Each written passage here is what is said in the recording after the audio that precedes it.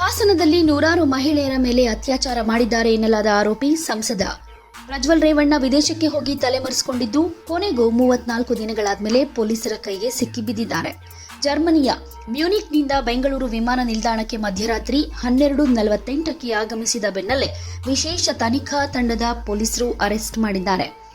ಬೆಂಗಳೂರು ವಿಮಾನ ನಿಲ್ದಾಣದಲ್ಲಿ ಇಳಿದ ಪ್ರಜ್ವಲ್ ರೇವಣ್ಣ ಅವರನ್ನ ವಿವಿಐಪಿ ಗೇಟ್ನಲ್ಲಿಯೇ ಬಂಧಿಸಿದ ಎಸ್ಐಟಿ ಪೊಲೀಸರು ಅಲ್ಲಿಂದ ಬೆಂಗಳೂರಿನತ್ತ ಹೊರಡೋದಕ್ಕೆ ಅನುಕೂಲ ಆಗುವ ಹಾಗೆ ಟ್ರಾಫಿಕ್ ಪೊಲೀಸರೊಂದಿಗೆ ಸಂಪರ್ಕ ಸಾಧಿಸಿ ಎಲ್ಲಿಯೂ ಟ್ರಾಫಿಕ್ ಆಗದಂತೆ ವಾಹನಗಳನ್ನು ತೆರವು ಮಾಡಲಾಗಿತ್ತು.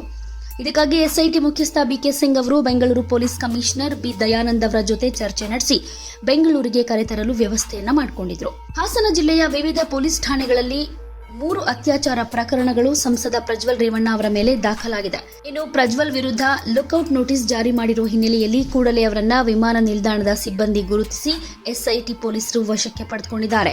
ಬೆಂಗಳೂರು ಎಸ್ಐಟಿ ಪೊಲೀಸರು ಕೂಡ ವಿಮಾನ ನಿಲ್ದಾಣದೊಳಗಡೆ ಹೋಗಿ ಸಿಐಎಸ್ಎಫ್ ಪೊಲೀಸರ ನೆರವಿನಿಂದ ಪ್ರಜ್ವಲ್ ರೇವಣ್ಣ ಅವರನ್ನ ಅರೆಸ್ಟ್ ಮಾಡಿದ್ರು. ವಿದೇಶದಿಂದ ಆಗಮಿಸಿದ ಪ್ರಜ್ವಲ್ ರೇವಣ್ಣ ಅವರನ್ನ ಬಂಧಿಸಿದ ಪೊಲೀಸರು ಅವರನ್ನ ಮೊದಲು ಸರ್ಕಾರಿ ಆಸ್ಪತ್ರೆಗಳಲ್ಲಿ ಒಂದಾದ ಬೌರಿಂಗ್ ಆಸ್ಪತ್ರೆ ಅಥವಾ ವಿಕ್ಟೋರಿಯಾ ಆಸ್ಪತ್ರೆಯಲ್ಲಿ ವೈದ್ಯಕೀಯ ತಪಾಸಣೆ ಮಾಡಿಸಿದ ಮೇಲೆ ವಶಕ್ಕೆ ಪಡಿತಾರೆ.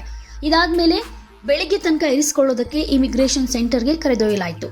ಬೆಳಗ್ಗೆ ಅವರನ್ನ ಕೆಲ ಹೊತ್ತು ವಿಚಾರಣೆಯನ್ನು ಕೂಡ ಮಾಡಲಾಗಿದೆ. ಜೊತೆಗೆ ಇವತ್ತು ಸಂಜೆಯೊಳಗೆ ನ್ಯಾಯಾಲಯದ ಮುಂದೆ ಹಾಜರುಪಡಿಸಲಿದ್ದಾರೆ.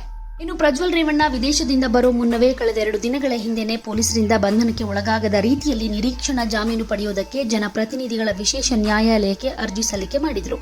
ಆದರೆ ಅರ್ಜಿ ವಿಚಾರಣೆ ಮಾಡಿದ ನ್ಯಾಯಾಧೀಶರು ಪ್ರಜ್ವಲ್ ರೇವಣ್ಣ ಅವರ ಜಾಮೀನು ಅರ್ಜಿಯನ್ನು ತಿರಸ್ಕರಿಸಿ ಮೇ 31ಕ್ಕೆ ವಿಚಾರಣೆಗೆ ಮುಂದೂಡಿಕೆ ಮಾಡಿತ್ತು.